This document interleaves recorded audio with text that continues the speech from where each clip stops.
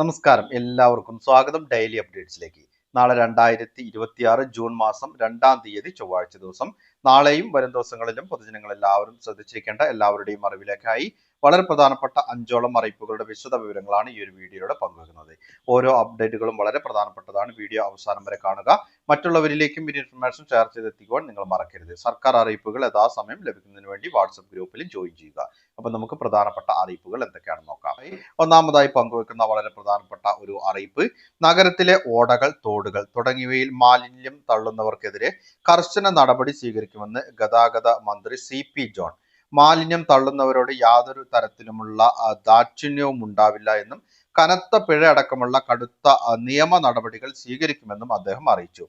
മാലിന്യം തള്ളുന്നവർക്കും അത് നൽകുന്ന സ്ഥാപനങ്ങൾക്കുമെതിരെ നടപടി ഉണ്ടാകും. പോലീസ് ഇക്കാര്യത്തിൽ കടുത്ത ജാഗ്രത പാലിക്കണമെന്നും പരിശോധന കർശനമാക്കണമെന്നും ജില്ലയുടെ ചുമതലയുള്ള മന്ത്രി കൂടിയായ CP ജോൺ നിർദ്ദേശം നൽകി. മഴയെ തുടർന്ന് കഴിഞ്ഞ ദിവസം നഗരത്തിലെ വെള്ളക്കെട്ടിന്റെ പശ്ചാത്തലത്തിൽ ചേർന്ന ഉദ്യോഗസ്ഥരുടെ അടിയന്തര യോഗത്തിലാണ് മന്ത്രി ഇക്കാര്യം അറിയിച്ചത്. വെള്ളക്കെട്ടിന്റെ പശ്ചാത്തലത്തിൽ അതിനുണ്ടായ കാരണങ്ങൾ വിശദമായി മനസ്സിലാക്കി പരിഹരിക്കുന്നതിന് നടപടി സമയബന്ധിതമായി സ്വീകരിക്കും. വിവിധ വകുപ്പുകളുടെയും കോർപ്പറേഷന്റെയും കൂട്ടായ പ്രവർത്തനത്തിലൂടെ പ്രശ്നത്തിന് ശാശ്വത പരിഹാരം കണ്ടെത്തുകയാണ് ലക്ഷ്യം.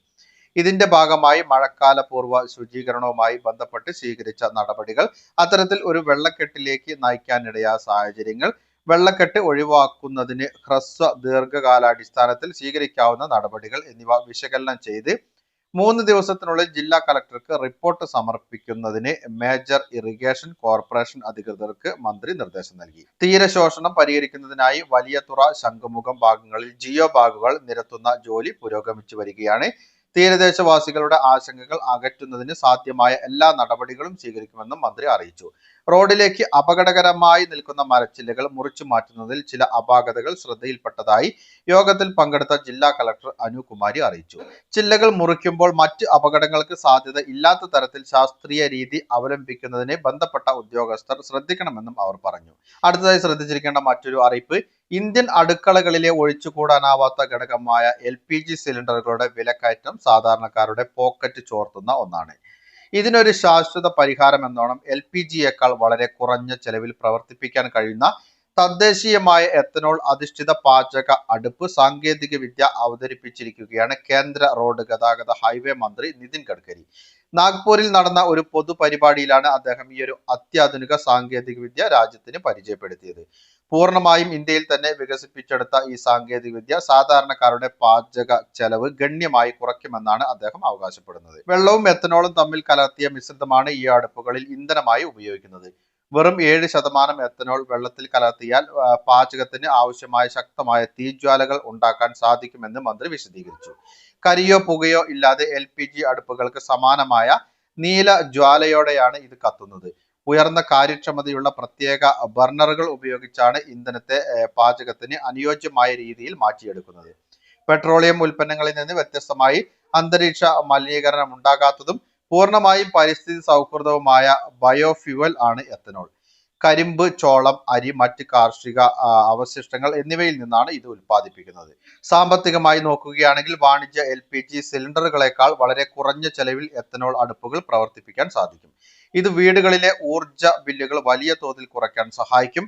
എന്നാൽ നിലവിലുള്ള LPG സംവിധാനത്തെ പൂർണ്ണമായി മാറ്റി സ്ഥാപിക്കുക എന്നത് അത്ര എളുപ്പമുള്ള കാര്യമല്ല. അടുത്തതായി പങ്കുവെക്കുന്ന അറിയിപ്പ്, അന്താരാഷ്ട്ര തലത്തിലെ ഹോർമോസ് പ്രതിസന്ധിയെ തുടർന്ന് രാജ്യത്തെ LPG ഉപഭോഗം കുറയ്ക്കുന്നതിനായി കർശന നടപടികൾ വരികയാണ്. പൈപ്പ് ലൈൻ വഴി പാചകവാതകം ലഭിക്കുന്ന ഉപഭോക്താക്കൾ തങ്ങളുടെ LPG സിലിണ്ടറുകൾ തിരികെ നൽകേണ്ടി വരും. ഗാർഹിക LPG കണക്ഷനുകളുടെ ദുരുപയോഗം തടയുന്നതിനായി ഒരേ വിലാസത്തിൽ ഇരട്ട കണക്ഷനുകൾ ഉള്ളവരെ കണ്ടെത്താനുള്ള നടപടികൾ എണ്ണ കമ്പനികൾ ഇതിനോടകം തന്നെ ആരംഭിച്ചു കഴിഞ്ഞിട്ടുണ്ട്. പുതിയ ചട്ടങ്ങൾ കൂടി അറിഞ്ഞിരിക്കണം. ഒറ്റ കണക്ഷൻ മാത്രം, അതായത് പുതിയ നിയമപ്രകാരം ഒരേ വിലാസത്തിൽ LPG, PNG കണക്ഷനുകൾ ഒരേ സമയം ഉപയോഗിക്കുന്നത് നിയമവിരുദ്ധമാണ്. അതുകൊണ്ട് തന്നെ PNG സൗകര്യമുള്ള പ്രദേശങ്ങളിലെ കുടുംബങ്ങൾ നിശ്ചിത കാലാവധിക്കുള്ളിൽ പൈപ്പ് ലൈൻ കണക്ഷനുകളിലേക്ക് മാറണം.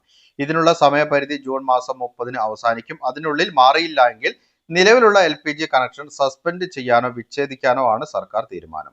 PNG കണക്ഷൻ ആക്ടിവേറ്റ് ആയി 30 ദിവസത്തിനുള്ളിൽ LPG സിലിണ്ടർ ഒഴിവാക്കണം.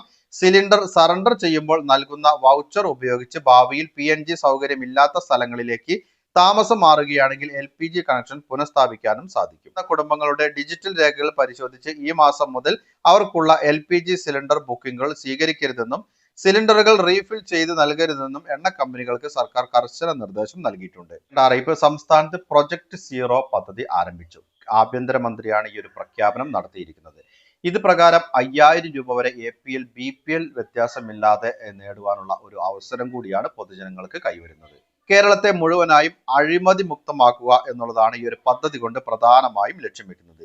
ജനങ്ങളുടെ സഹായത്തോടെയാണ് ഈ ഒരു പദ്ധതി നടപ്പിലാക്കുന്നത്. അഴിമതി കണ്ടാൽ ജനങ്ങൾക്ക് ഇനി മുതൽ നേരിട്ട് അറിയിക്കാൻ സാധിക്കുന്ന ഒരു സംവിധാനം കൂടി ഇതോടൊപ്പം തന്നെ ആരംഭിച്ചിട്ടുണ്ട്. അഴിമതിക്കാരായ ഒരു ഉദ്യോഗസ്ഥരെയും നേതാക്കളെയും വെറുതെ വിടില്ല എന്നും അവരെ വിജിലൻസ് നിരീക്ഷിക്കുമെന്നും ചെന്നിത്തല വ്യക്തമാക്കി. അഴിമതി കണ്ടാൽ ജനങ്ങൾക്ക് നേരിട്ട് അറിയിക്കാം. ഒരാളുടെയും വിവരങ്ങൾ പുറത്തു പോകില്ല, അവ രഹസ്യമായി സൂക്ഷിക്കും. അഴിമതിക്കാരായ ഒരു ഉദ്യോഗസ്ഥരെയും നേതാക്കളെയും വെറുതെ വിടില്ല, അവരെ വിജിലൻസ് നിരീക്ഷിക്കും. പരിപൂർണമായും ജനങ്ങൾക്ക് സേവനങ്ങൾ എത്തുക എന്നതാണ് ലക്ഷ്യം. പണം കൊടുത്ത് കാര്യം നടത്തുന്ന നിലപാട് ഉപേക്ഷിക്കണം. സർക്കാരിൽ നിന്ന് ലഭിക്കുന്നത് ആനുകൂല്യമല്ല, അവകാശമാണ്. ജനങ്ങളുടെ സഹായമുണ്ടെങ്കിൽ പദ്ധതി വിപ്ലവമാകും. അഴിമതി കൂടുതൽ ഡിജിറ്റൽ മാർഗം വഴിയാണ്. ഡിജിറ്റൽ അഴിമതിയെയും ഫലപ്രദമായി നേരിടാനുള്ള പദ്ധതിയാണിത്. അഴിമതി തടയാനുള്ള കാര്യങ്ങൾക്ക് മുൻതൂക്കം കൊടുക്കും. ജനങ്ങളിൽ അവബോധമുണ്ടാക്കും. അഴിമതിയെ പൂർണ്ണമായും നിർമ്മാർജ്ജനം ചെയ്യാനാണ് പരിശ്രമം. അഴിമതി കണ്ടാൽ ആ ഒരു വിവരം സർക്കാരിനെ അറിയിക്കുകയാണെങ്കിൽ 5000 രൂപ വരെയാണ് പാരിതോഷികമായി പ്രഖ്യാപിച്ചിട്ടുള്ളത്. അടുത്തതായി പങ്കുവെക്കുന്ന അറിയിപ്പ്: സ്ത്രീ സുരക്ഷാ പെൻഷൻ പദ്ധതി പ്രകാരം ലഭിക്കേണ്ട 2000 രൂപയുടെ വിതരണം ഉടൻ ആരംഭിക്കും. ഈ മാസം തന്നെ ഈ ഒരു തുകയുടെ വിതരണം ഉണ്ടാകും എന്നുള്ള സൂചനകളാണ് ലഭിക്കുന്നത്. ഒരു മാസത്തെ കുടിശ്ശികയും ചേർത്താണ് 2000 രൂപ ഗുണഭോക്താക്കളുടെ അക്കൗണ്ടുകളിലേക്ക് ലഭിക്കുക. സർക്കാരിന്റെ ആദ്യ ബജറ്റ് ഉടൻ തന്നെ അവതരിപ്പിക്കും. അതിനുശേഷമായിരിക്കും ഈ ഒരു തുകയുടെ വിതരണം ഉണ്ടാവുക. നിങ്ങൾ എല്ലാവരും ശ്രദ്ധിച്ചിരിക്കേണ്ട, എല്ലാവരുടെയും അറിവിലേക്കായി വളരെ പ്രധാനപ്പെട്ട അറിയിപ്പുകളുടെ വിശദ വിവരങ്ങളാണ് പങ്കുവച്ചത്. മറ്റുള്ളവരിലേക്കും ഈ ഇൻഫർമേഷൻ ഷെയർ ചെയ്തെത്തിക്കണം. നിങ്ങളുടെ അഭിപ്രായങ്ങളും നിർദ്ദേശങ്ങളും കമന്റിലൂടെ എഴുതി അറിയിക്കുക. പുതിയൊരു വീഡിയോയിൽ വീണ്ടും കണ്ടുമുട്ടാം. അതുവരേക്കും അനൂപ് സൈനിങ് ഓഫ്.